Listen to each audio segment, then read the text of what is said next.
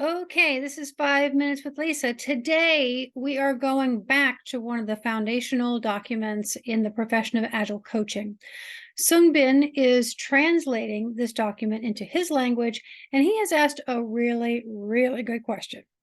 What is this document, you might ask? Well, it's something that I wrote with Michael K. Spade back in 2011, and it's called Developing Great Agile Coaches Towards a Framework of Agile Coaching Competency. It was one of the first things we developed when we were thinking of what are the different skill sets and the domain knowledge areas of good Agile coaches. And so Sungbin has a question about the mirror of accountability. So let me read the sentence that this is in.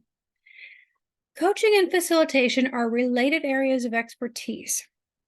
In both, the practitioner is responsible for holding the process on behalf of the client rather than acting as an expert in the content. For instance, the coach holds the mirror of accountability for the individual, team, group, or organization they coach.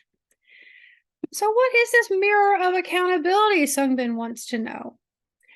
Basically, one of the things that Michael and I were trained in the Coactive Coaches Training Organization, when we were trained in coactive coaching, is this idea that coaching conversations end with action and accountability, two things that go together, action and accountability. And the accountability is to the action that the client, in this case, a person on a team or a whole team or anyone, the action that that client has willingly chosen. It's an action based on some insight they've gotten from the conversation they've had with you. And so it's something that they want to do. But oftentimes, that action might be a little unusual, or it might take some courage, or it might take confronting something in order to do it. In which case, it is helpful for the client to have the opportunity to be held accountable to themselves. And this is where this is a very different concept. It's not that the client needs to report in to the coach as someone would report into a mother or a boss and say, hey, here's what I did. Here's what I did. Give me a grade on it. Not that at all.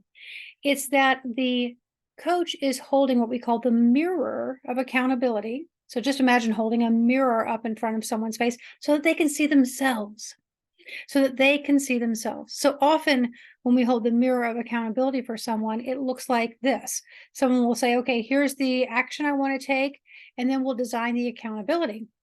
And they'll say, okay, I will email you or send you a Slack message by the end of the day, Wednesday, when I plan to have done this thing that I want to do. And I'll say, okay, great.